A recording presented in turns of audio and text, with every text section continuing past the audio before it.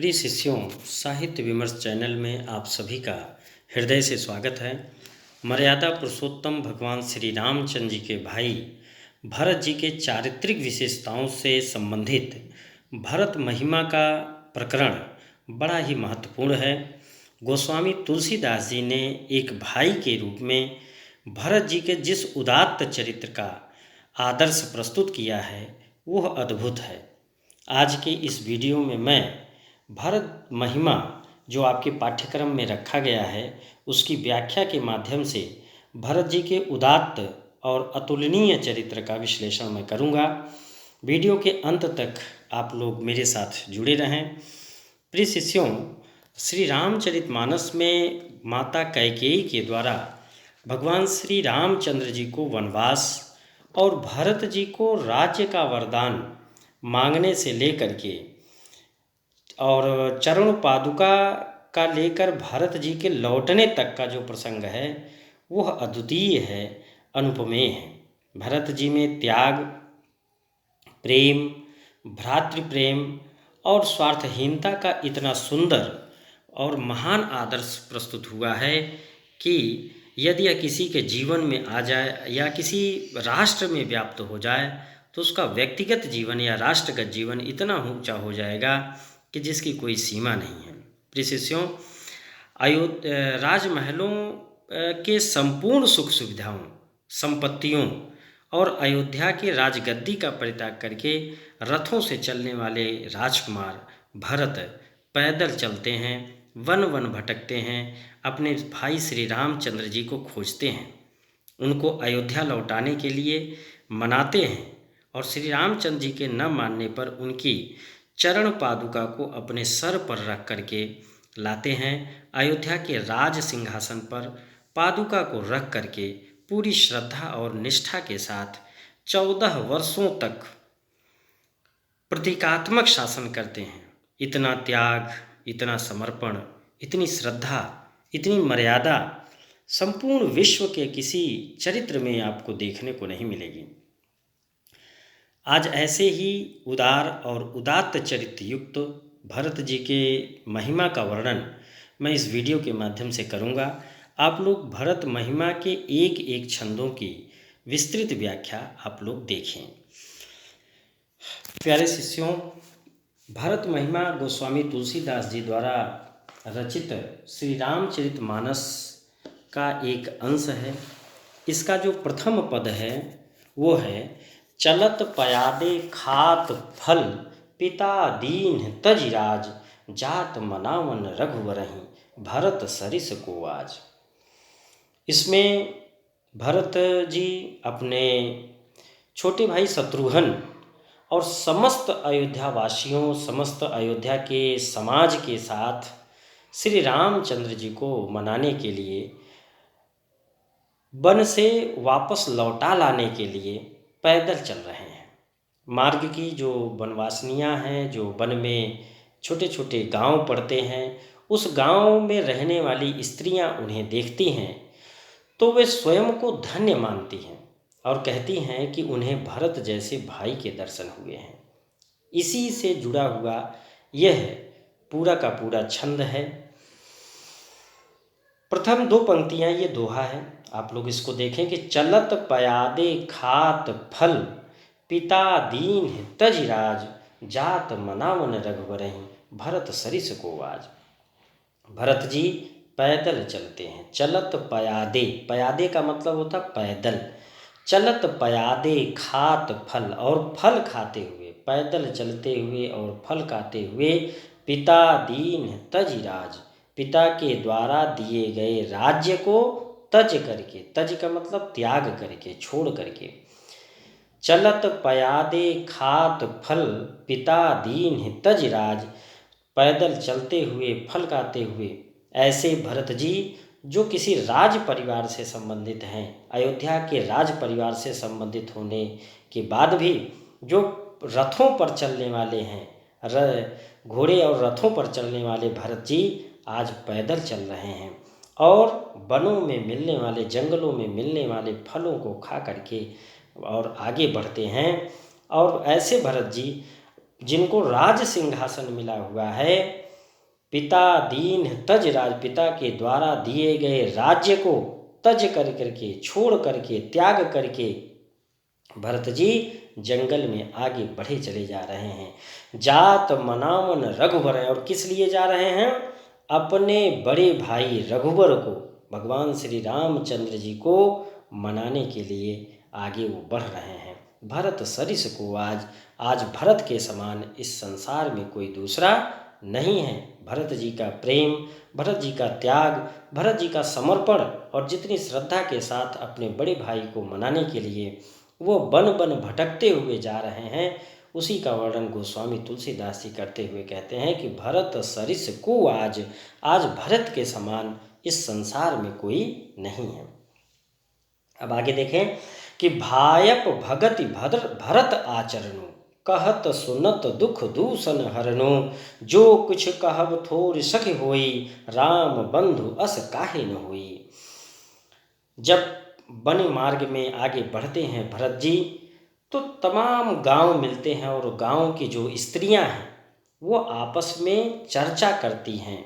जब भरत जी को देखती हैं, भरत जी और शत्रुघ्न और अयोध्या के पूरे राज समाज को देखती हैं जाते हुए, तो वहाँ की स्त्रियां आपस में चर्चा करती हैं, कहती हैं कि भायप भगति भरत आचरणु। वो स्त्रियां चर्चा करते हुए कहती हैं कि भरत जी का जो भायप भक्ति है, भ्रातृभक्ति है, अपने भाई के प्रति जो भक्ति है, जो स्नेह है, जो प्रेम है, जो श्रद्धा है, वह आचरण करने योग्य है। आचरणों का मतलब आचरण करने योग्य।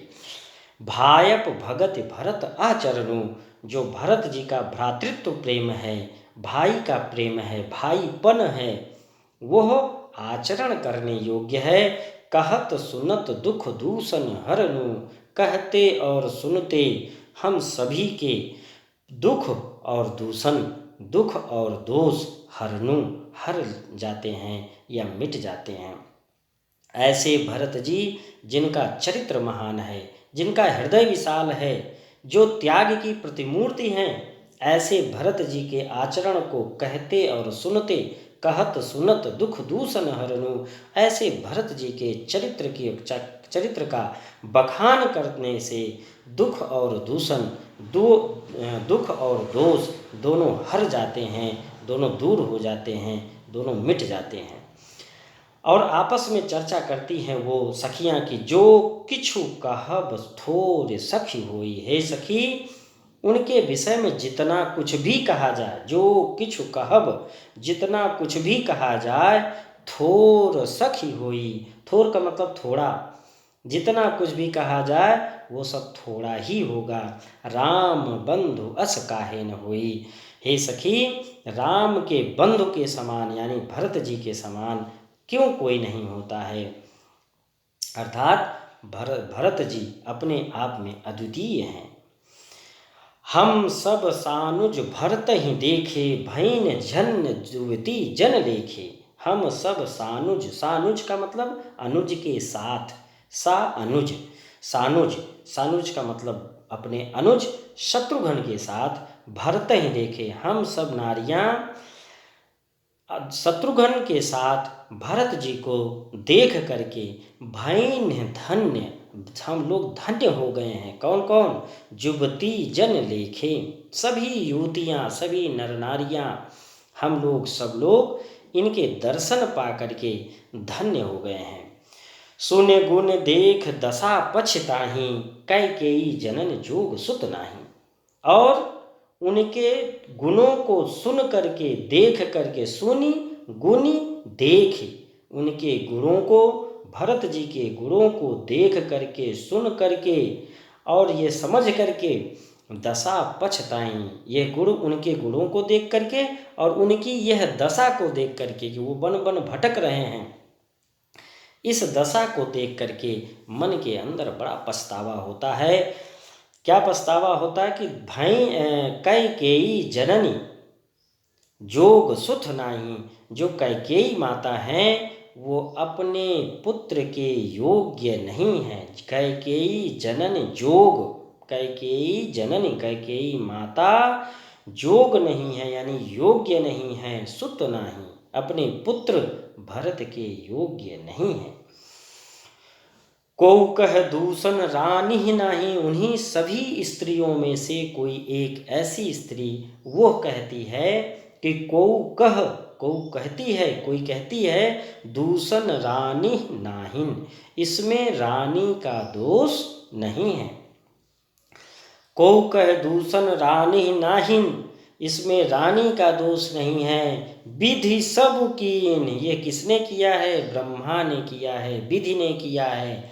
विधि सब कीन है हमें जो दाहिन, ये ब्रह्मा ने सब किया हुआ है। विधि सब कीन, ब्रह्मा ने किया हुआ है, हमें ही जो दाहिन, और जो हमारे लिए अनुकूल है, जो हमें मिला हुआ है, जो हमें प्राप्त हुआ है। क्या प्राप्त हुआ है? भरत जी के दर्शन का सौभाग्य प्राप्त हुआ है। और यह ब्रह्मा जी अगर इस प्रकार से अगर यह प्रपंच न रचते, यह खेल न रचते, तो शायद हम लोगों को भरत जी का दर्शन नहीं हो पाता। तो ये ब्रह्मा जी का दिया हुआ है, ब्रह्मा जी ने ये सब रचा हुआ है, और यह सब हम लोगों के अनुकूल है। हमें ही जो दाहिन, दाहिन का मतलब अनुकूल होना, ये जो भी है, जो भी घटना घटित हो रही है, ये हम लोगों के अनुकूल है, क्योंकि इसी के कारण ही आज भरत जी के दर्शन हम सुख प्राप्त कर रहे हैं। कह हम लोक वेद विधिहीनी, लघुतीय कुल कर तूत मलिनी। कहाँ हम लोग, अब वो स्त्री कहती है कि कहाँ हम लोक वेद विधिहीनी, कहाँ हम लोग जो लोक की मर्यादा, सांसारिक विषयों के प्रति और वेद और शास्त्रों के प्रति बिल्कुल जानकार नहीं है, हीनी है, हीन है। लोक वेद विधि, सभी विधि विधान से हम लोग हीन हैं, अर्थात हम लोगों को कुछ जानकारी नहीं है। और लघु तीय, तीय का मतलब स्त्रियां, और हम लोग बहुत ही छोटी स्त्रियां हैं। लघु तीय कुल, हम लोग बहुत ही छोटी कुल की स्त्रियां हैं। और करतूति मलिनी, और हम लोगों की जो करतूति है, जो कर्म है, वो बड़ा ही मलिन है, बड़ा ही बुरा है, बड़ा ही गंदा है। उसके बाद भी यदि भरत जी के दर्शन हम सब लोगों को प्राप्त हो रहे हैं, तो निसंदेह ब्रह्मा जी ने बहुत ही अच्छा किया है और हम लोगों के लिए अनुकूल किया है। आगे वही स्त्री तर्क देते हुए कहती है कि बसहि कुदेश कुगांव कुबामा, कह यह दरसु पुण्य परिणामा। हम लोग बसही, बसते हैं कहाँ? कुदेश में, जो कोई देश नहीं है, बुरा देश है। कुगांव, बुरे गांव में बसते हैं। कुबामा है, बुरी स्त्रियां हैं। कहाँ? हम लोग कुदेश में बसने वाले, कुगांव में बसने वाले, और कुबामा हैं, बुरी स्त्रियां हैं। और कह यह दर्श पुण्य परिणाम, और कहाँ ये दर्शन, कहाँ ये भरत जी के दर्शन, अर्थात हम लोगों को भरत जी के दर्शन हम लोगों के कर्मों के आधार पर नहीं हो रहा है। ये तो भगवान का दिया हुआ है। यह दरसु पुण्य परिणामा, किसका परिणाम है? पुण्य कर्मों का। कैसे पुण्य कर्म? पूर्व जन्म के पुण्य कर्मों का परिणाम है कि हम सबको भरत जी के दर्शन का सौभाग्य प्राप्त हो रहा है।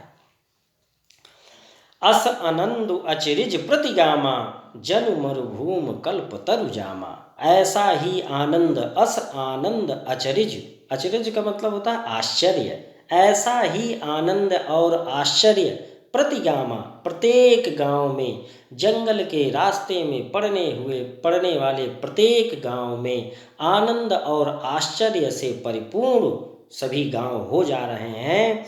और जब हर गांव में पहुंच रहे हैं भरत जी, तो जो वातावरण बन रहा है उससे ऐसा लगता है कि जनु मरुभूमि कल्प तरु जामा। जैसे मरुभूमि में, मरुभूमि का मतलब मरुस्थल में, कल्प तरु वो होता है, तरु का मतलब वृक्ष और कल्प मतलब कल्पना। ऐसा वृक्ष जिसके नीचे बैठ करके जो भी कल्पना की जाती है, जो भी मनोकामना की जाती है, वो सभी मनोकामनाएं, वो सभी इच्छाएं पूर्ण होती हैं, उसे कल्प वृक्ष कहते हैं। ऐसा वृक्ष, ऐसा तरु जो समस्त कामनाओं को शांत कर देने वाला हो, ऐसा वृक्ष।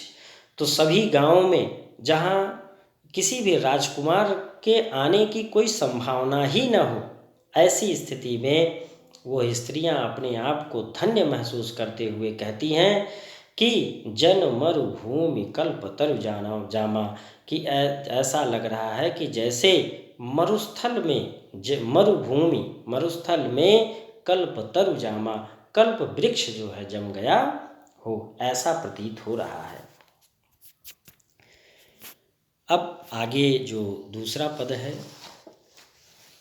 दोहा और चौपाई शैली में दूसरा पदी, कि तेहि बासर बसी प्रातहि चले सुमिर रघुनाथ, राम दरस की लालसा भरत सरिस सब साथ।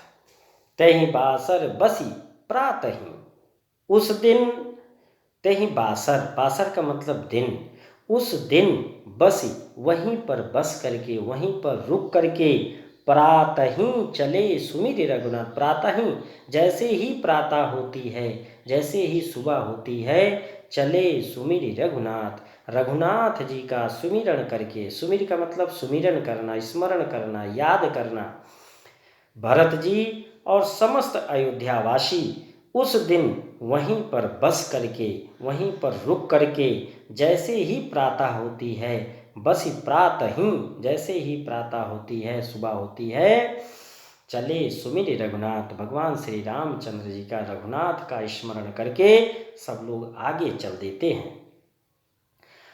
और क्यों चलते हैं? राम दरस की लालसा, राम के दर्शन की, भगवान श्री रामचंद्र जी के दर्शन की लालसा को लेकर के, भरत सरिस सब साथ, भरत के समान ही समस्त अयोध्यावासी, भरत के समान ही राम के दर्शन की लालसा लेकर के आगे चलते हैं। और जैसे ही आगे चलते हैं, मंगल सगुन हूँ ही सब का हूँ, सब लोगों के साथ मंगल सगुन होने लगता है, मंगलकारी संकेत होने लगते हैं। फरकहि सुखद बिलोचन बाहु, और सब लोगों के बिलोचन और बाहु, बिलोचन का मतलब आँख और बाहु का मतलब भुजा, बिलोचन और बाहु, आँख और भुजा फरकहि, फड़कने लगते हैं। मंगल सगुन हो ही सब काहूँ, फरकहि सुखद बिलोचन बाहूँ, सब लोगों के साथ मंगल सगुन, मंगलकारी सगुन होने लगता है, और सब लोगों की आँखें और बाहें फड़कने लगती हैं। प्यारे बच्चों, ऐसा पहले माना जाता था, या अभी भी कुछ लोग मानते हैं, कि जब दाईं आँख या दाईं भुजा फड़कती है किसी भी व्यक्ति की, तो उसके साथ कुछ मंगलकारी घटना, मंगलकारी अवसर प्राप्त होने वाला उसको होता है। तो जब कुछ मंगल होने वाला होता है, जब कोई शुभ होने वाला होता है, तो उसकी दाईं आँख और दाईं भुजा फड़कने लगती हैं। अब भगवान श्री रामचंद्र जी के मिलने का अवसर आ रहा है, लोग चल रहे हैं, उनके अंदर उत्साह है, और सब लोगों को ऐसा महसूस हो रहा है। ऐसी परिस्थिति में जब कुछ शुभ होने वाला है, तो सब लोगों की, जो अयोध्या वासी हैं, उनकी आँखें और उनकी बाहें और उनकी भुजाएं, ये सब फड़कने लगती हैं और मंगल सगुन होने लगता है।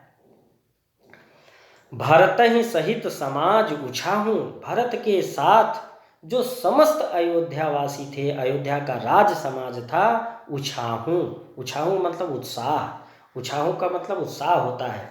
समस्त अयोध्यावासी भरत के साथ उत्साह में हैं, और मिली हैं राम मिटै दुख दाहूँ। निश्चित रूप से सब लोगों के अंदर यह विश्वास है कि मिली हैं राम, राम मिलेंगे, निश्चय मिलेंगे, और मिटे ही दुख दाहू, और जब राम मिल जाएंगे तो मिटे ही दुख दाहू, सब लोगों के दुख और दाह, सब लोगों का कष्ट सब मिट जाएगा। मिली हैं राम मिटे सब दुख दाहू, राम मिलेंगे और हम लोगों के दुख, हम लोगों के कष्ट सब मिट जाएंगे। करत मनोरथ जस जिय जाके, जिसके मन में जो कुछ भी मनोरथ था, उसी प्रकार से वो मनोरथ करने लगा, इच्छा करने लगा, कल्पना करने लगा।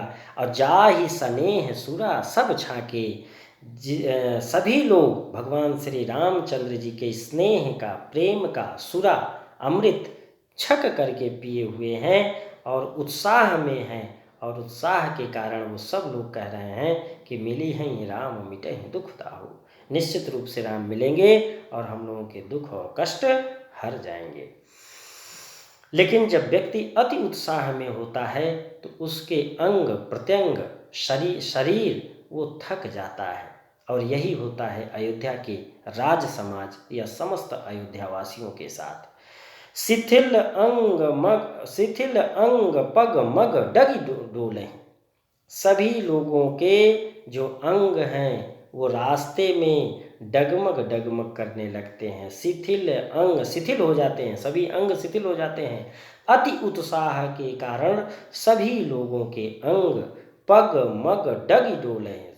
मग में रास्ते में उन लोगों का पैर डगमग डगमग डोलने लगता है। इसका मतलब उनका शरीर पूरी तरह से शिथिल हो गया है। अब बिहुवल वचन प्रेम बस बोले हैं, और सभी लोग बिहुवल वचन से बिहुवल हो करके अपने वचन प्रेम पूर्वक जो है एक दूसरे से बोलते हैं कि मिले हैं राम मिटे हैं दुख दाहू। निश्चित रूप से राम मिलेंगे हम लोगों से। और ऐसा ही सब लोग विचार कर रहे थे कि राम सखा ते ही समय दिखावा। भगवान श्री रामचंद्र जी के सखा मित्र निषाद राज मिल जाते हैं और उस समय वो दिखाते हैं ते ही समय दिखावा। वो दिखाते हैं, क्या दिखाते हैं? शैल शिरोमणि। शैलों में शिरोमणि, पर्वतों में शिरोमणि, पर्वतों में श्रेष्ठ कामदगिरि पर्वत को दिखाते हैं। शैल शिरोमणि सहज सुहावा, किस वो पर्वतों में श्रेष्ठ कामदगिरि पर्वत को दिखाते हैं जो चित्रकूट में है।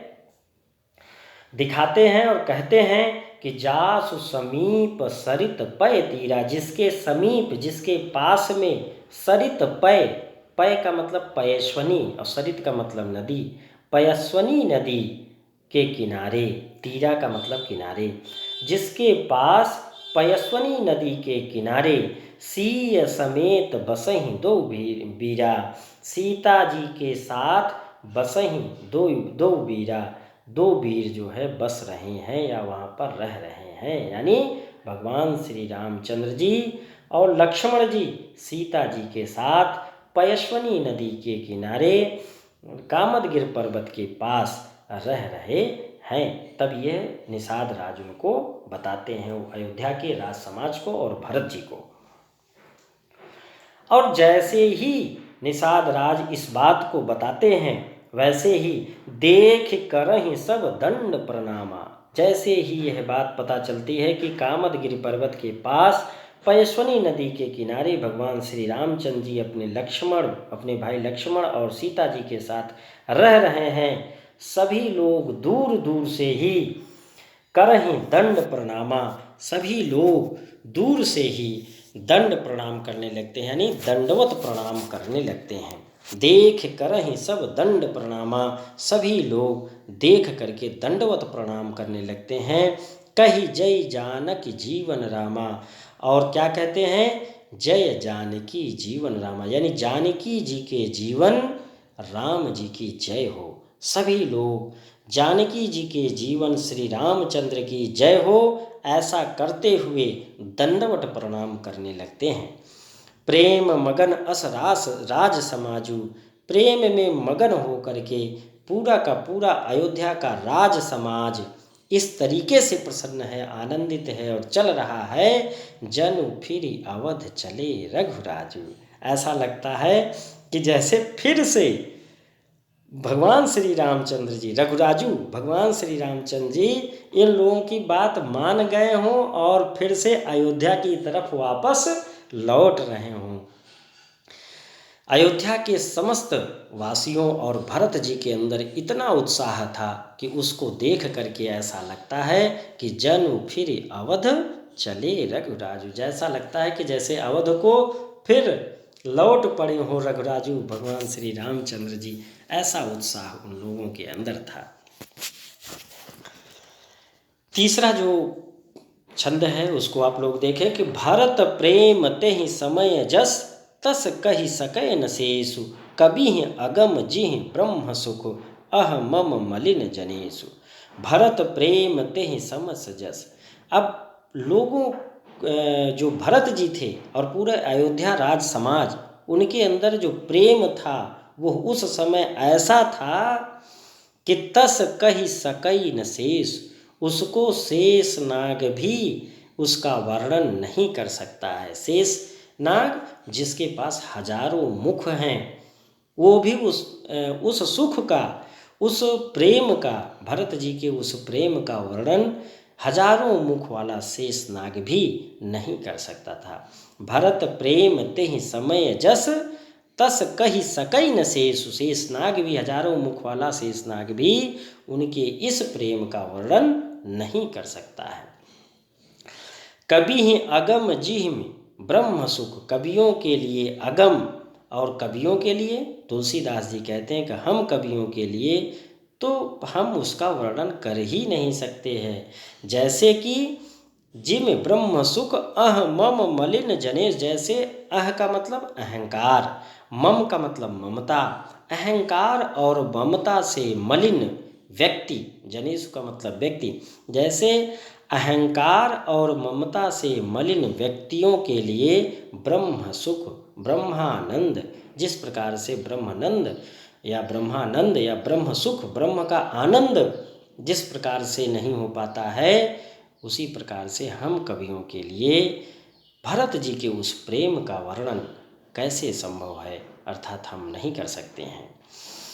फिर से इसका अर्थ देखें कि भरत प्रेम तेहि समय जस, तस कही सकै न शेषु, और कवि हैं अगम जिम ब्रह्म सुख अह मम मलिन जनेश। भरत जी का प्रेम उस समय ऐसा था कि हजारों मुख वाले शेषनाग भी उस प्रेम का वर्णन नहीं कर सकते हैं। कवि हैं अगम, और हम कवियों के लिए तो पूरी तरह से अगम है, और वो अगम ऐसा है कि जैसे अहंकार और ममता से मलिन व्यक्तियों के लिए जिमी ब्रह्म सुख, जैसे ब्रह्म का सुख नहीं हो पाता है, जो व्यक्ति अहंकार और ममता से युक्त होता है उसको ब्रह्म सुख जैसे प्राप्त नहीं होता है, उसी प्रकार से हम कवियों के लिए भरत जी के उस चरम आनंद का, चरम प्रेम का वर्णन हम कभी नहीं कर सकते हैं।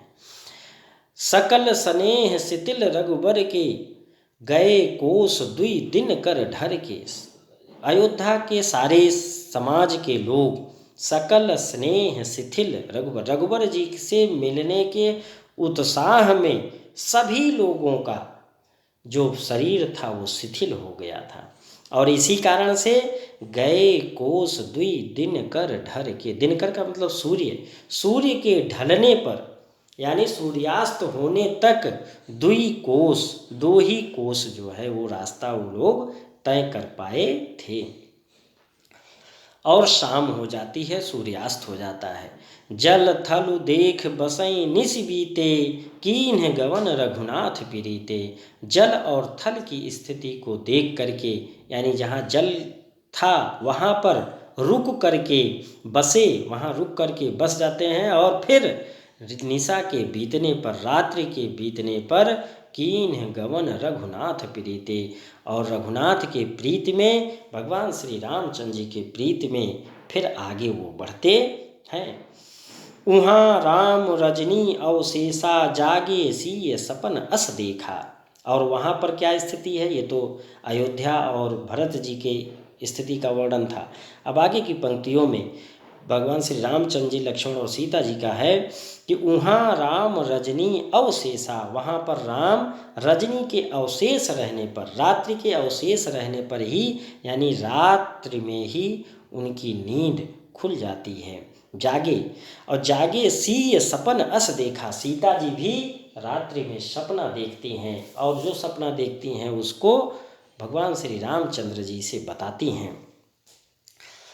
क्या बताती हैं कि सहित समाज भरत जनुआए। सीता जी भगवान श्री रामचंद्र जी से यह बताती हैं कि मैंने सपना देखा हुआ है, और उस सपने में हमने देखा है कि ऐसा लग रहा है कि भरत जी समस्त अयोध्या का राज समाज लेकर के आए हुए हैं, और नाथ वियोग तान तपताए, और सारे लोग, हे नाथ, सारे लोग वियोग के ताप में तपे हुए हैं, वियोग ताप तन ताए, और उन लोगों का शरीर अग्नि में जल रहा है, यानी तप्त है, सारे लोग दुखी हैं, वियोग में हैं। सकल मलिन मन दुईन दुखारी, जितने भी लोग अयोध्या के आ रहे हैं वो सब का मन मलिन है, दीन है और दुखारी है, दुखों से युक्त हैं।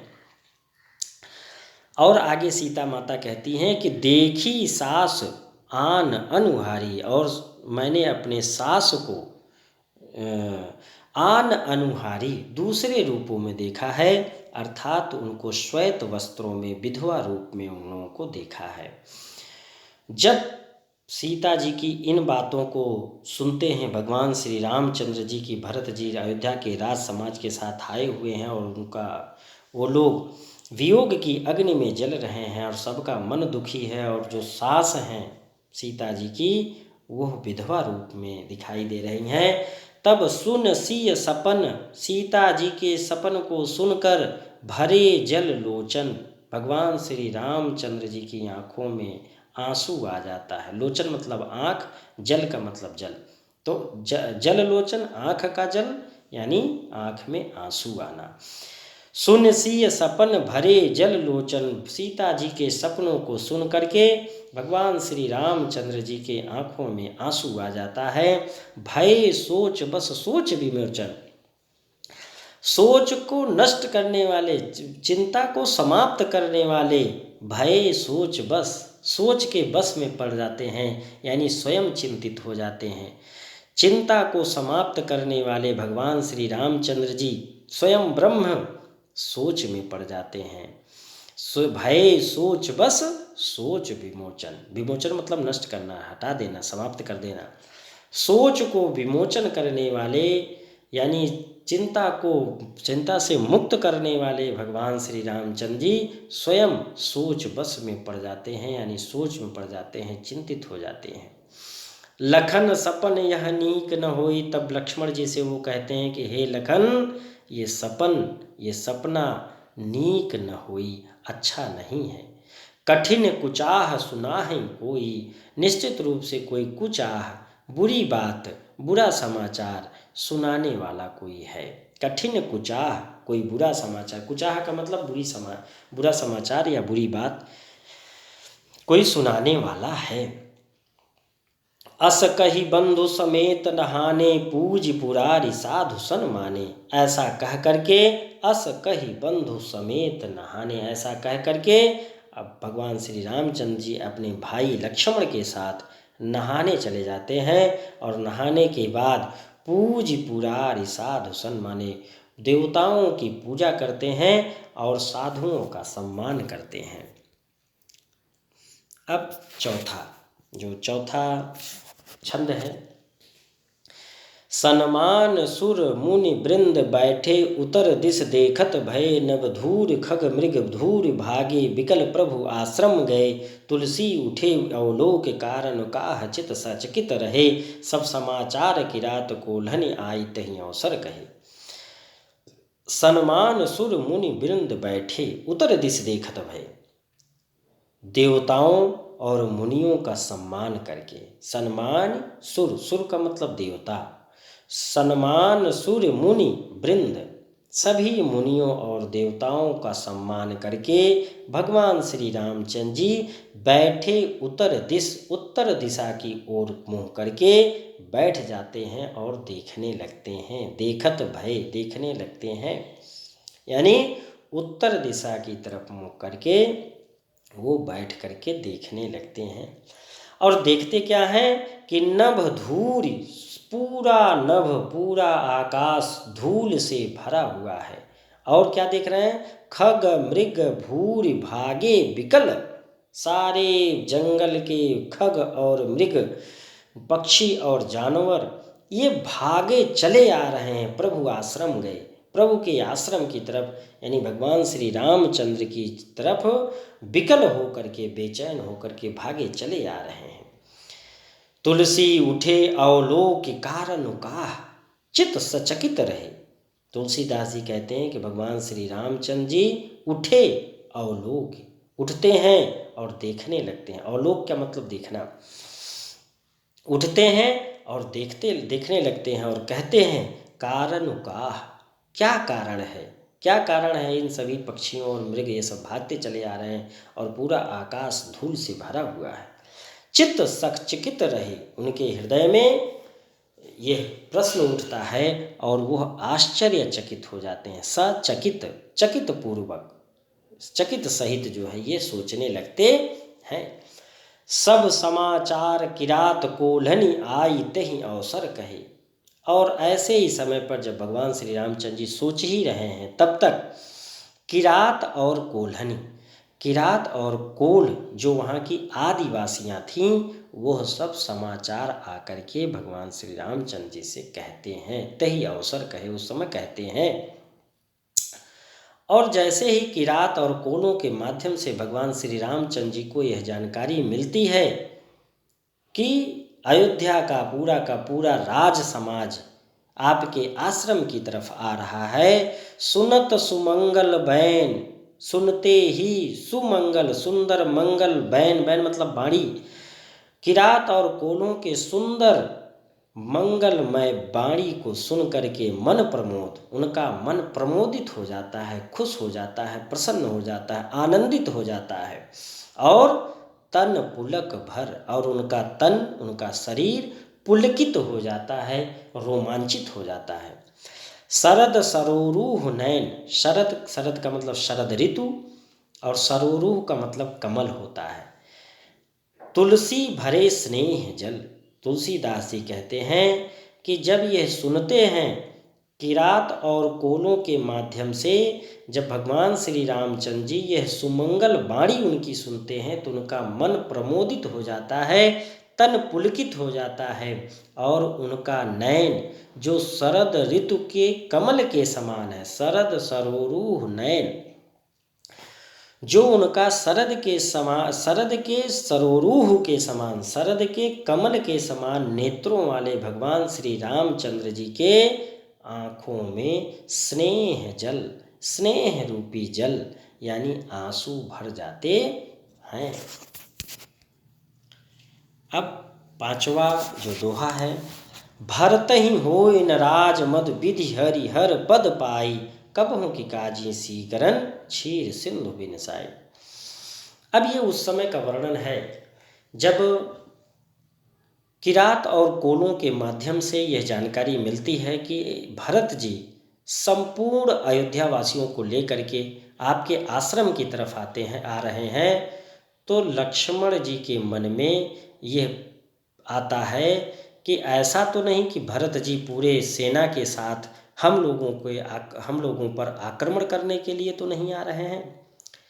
जब ऐसा प्रश्न उनके मन में आता है तो वो अपने बड़े भाई श्री रामचंद्र जी से पूछते हैं, और जब पूछते हैं तब उनके प्रश्न का जो उत्तर वो देते हैं वह उत्तर इस दोहे में है और आगे आने वाले चौपाइयों में है। अब भगवान श्री रामचंद्र जी लक्ष्मण को समझाते हुए कहते हैं कि भरत ही होय न राज मद, हे लक्ष्मण, भरत को कभी भी राजमद नहीं हो सकता है। राजमद का मतलब राजा का मद, राजा का अहंकार, राज प्राप्त करने का अहंकार कभी नहीं हो सकता है। भरत ही होय न राजमद, भरत को कभी भी राजा बनने का अहंकार, राजमद नहीं हो सकता है। भले ही विधि हरि हर पद पाई, भले ही उनको ब्रह्मा, विधि का मतलब ब्रह्मा, हरि का मतलब हरि विष्णु और हर का मतलब हर हर महादेव, विधि हरि हर, ब्रह्मा विष्णु और महेश पद पाई। भले ही भरत को ब्रह्मा विष्णु और महेश का पद मिल जाए, लेकिन कभी भी भरत को राजमद नहीं हो सकता है, राजा का अहंकार नहीं हो सकता है। आगे इसी बात को स्पष्ट करते हुए वो उदाहरण रूप में समझाते हैं। कहते हैं कि कबहू की काजी सीकरन क्षीर सिंधु बिनसाय। कभी भी क्या, काजी का सीकरन, काजी का सीकरन का मतलब होता है कि जो खट्टा पानी, राई को डालने से जो खट्टा पानी होता है उसे कांजी कहते हैं। और क्षीर सिंधु जो दूध का समुद्र है उसको कहते हैं। क्षीर सिंधु का मतलब दूध का समुद्र। जैसे अगर खट्टे पदार्थ को दूध में डाला जाता है तो वह नष्ट हो जाता है, फट जाता है। यहाँ पर उदाहरण देते हुए भगवान श्री रामचंद्र जी इस बात को कहते हैं कि क्या कभी कांजी के सीकरन या राई को डालने से खट्टा हुआ पानी के कारण जो बूंद है उसकी, उस बूंद से क्या कभी क्षीर सिंधु बिनसाय, क्या दूध का सागर विनष्ट हो सकता है? बिनसाई, बिनसाई मतलब विनष्ट होना।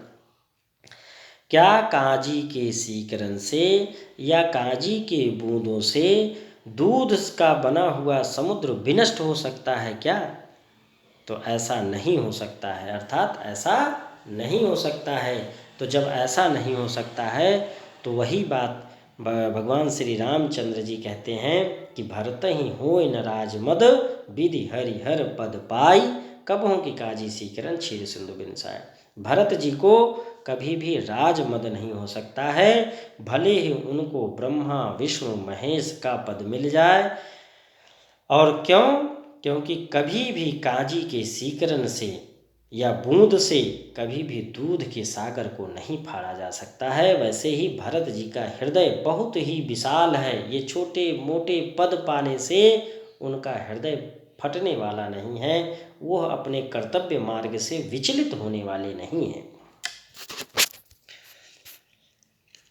अब इस वीडियो का अंतिम जो छंद है वो ये है, और इसके आगे दूसरे वीडियो में हम मिलेंगे, लेकिन ये इस वीडियो का अंतिम छंद आप लोग देखें। उसी बात को भगवान श्री रामचंद्र जी और बताते हुए समझाते हुए कहते हैं लक्ष्मण जी को कि तिमिर तरुण तर नहीं मकु गलई, गगन मगन मग में घई मिलई, गोपद जल बूढ़ई घट जोनी, सहज क्षमा बरु छाड़े छोनी।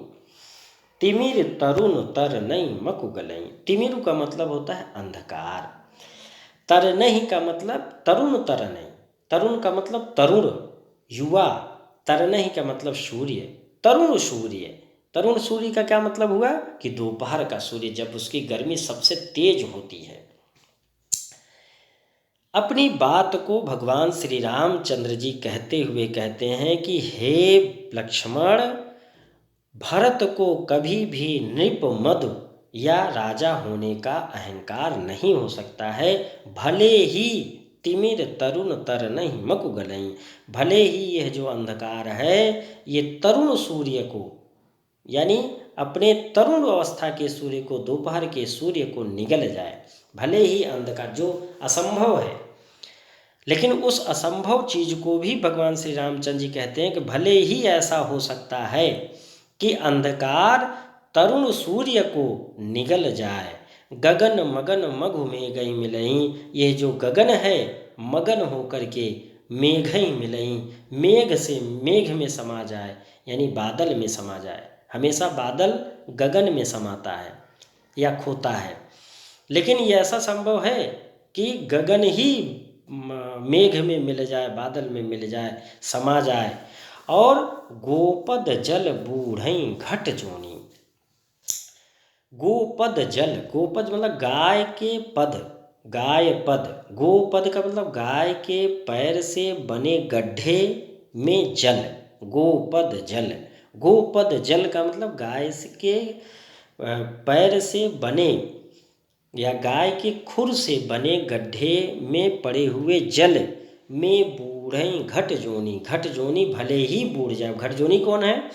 घट योनी का मतलब घट योनी, घट जोनी यहाँ पर है तो घट जोनी का मतलब घट योनी, घट योनी का मतलब घड़े में उत्पन्न। अब घड़े में उत्पन्न कौन हुआ है? अगस्त ऋषि। अगस्त ऋषि घड़े में, छोटे से घड़े में उत्पन्न होते हैं, लेकिन उनके विषय में एक कहावत, यह किंवदंती प्रसिद्ध है कि एक बार जब उनको क्रोध आया था तो पूरे समुद्र को, समुद्र पर क्रोध आया था तो पूरे समुद्र को, पूरे समुद्र के पानी को वो पी गए थे। तो ऐसे घटजोनी, ऐसे अगस्त ऋषि जिनके अंदर समुद्र के संपूर्ण पानी को पीने की क्षमता है, भले ही वे गाय के खुर से बने गड्ढे के पानी में डूब जाएं, लेकिन भारत को कभी अहंकार नहीं हो सकता। छोटे से राज्य भारत, अयोध्या को छोटे से राज्य के मिल जाने से भारत को राज्य का अहंकार नहीं हो सकता है। ये सब सारी चीज़ें संभव हैं। सहज क्षमा बरु छोड़ै छानी, पृथ्वी की एक विशेष विशेषता है क्षमा का।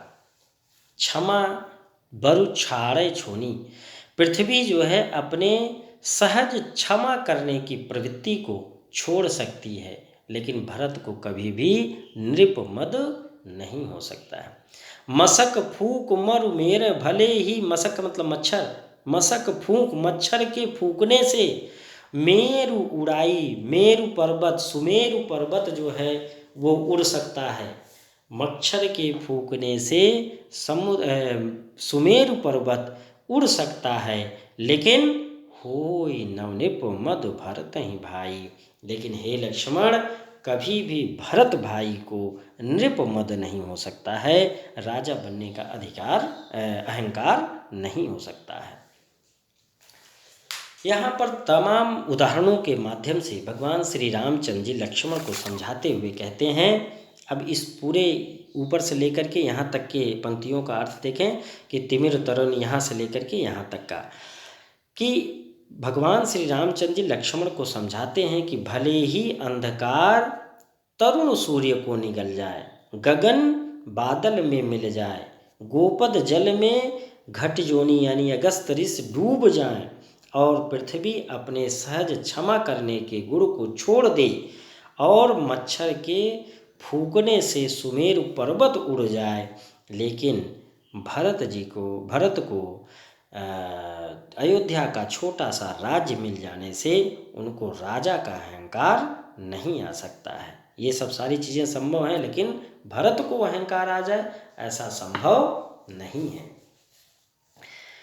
लखन तुम्हार शपथ पितु आना, हे लखन तुम्हारी शपथ मैं खा करके कहता हूँ और पिता का आन करके मैं यह बात कहता हूँ कि सुचि सुबंधु नहीं भरत समाना, हे लखन भरत के समान सुबंधु सुंदर बंधु जिनका हृदय पवित्र है, उज्ज्वल है, निर्मल है, जिनका हृदय बिल्कुल साफ है, स्वच्छ है, ऐसा कोई भाई जो है इस संसार में नहीं है। सुच सुबंधु, ऐसा सुंदर बंधु नहीं भरत समाना, भरत के समान इस संसार में कोई ऐसा भाई नहीं है। सगुन खीर अवगुण जल ताता और मिलय रचय पर पंच विधाता। सगुन खीर, अब इसका अर्थ देखें कि सगुण रूपी खीर और अवगुण रूपी जल। सगुण का खीर, अवगुण रूपी जल, सगुण रूपी खीर अवगुण रूपी जल से मिला करके रचय पर पंच विधाता। ये विधाता ने, ब्रह्मा ने इस संसार की, इस सृष्टि की रचना सगुण रूपी खीर और यानी खीर का मतलब दूध, सगुण रूपी दूध और अवगुण रूपी जल से मिला करके इस संपूर्ण सृष्टि की रचना ब्रह्मा ने की है। मिलय रचय पर पंच विधाता, विधाता ने इन दोनों को मिला करके इस संपूर्ण सृष्टि की रचना की है। भरतु हंस रविवंश तड़ागा, और भरत रूपी हंस रविवंश रूपी तड़ाग में सूर्यवंश, रविवंश का मतलब सूर्यवंश, भगवान श्री रामचंद्र जी सूर्यवंशी क्षत्रिय परिवार से संबंधित थे। तो यहाँ पर कहते हैं कि सूर्यवंश रूपी तड़ाग में यानी सरोवर में, तालाब में भरत रूपी हंस ने जन्म लिया है। कीन गुण दोष विभागा, उन्होंने गुण और दोष का विभाग किया है, यानी खीर और जल, दूध और पानी को अलग अलग कर दिया है। उन्होंने गुण को ले लिया है और दोष को हटा दिया है, यानी दूध को पी गए हैं और पानी को छोड़ दिए हैं, गुण को ग्रहण कर लिए हैं और दोष को निकाल दिए हैं।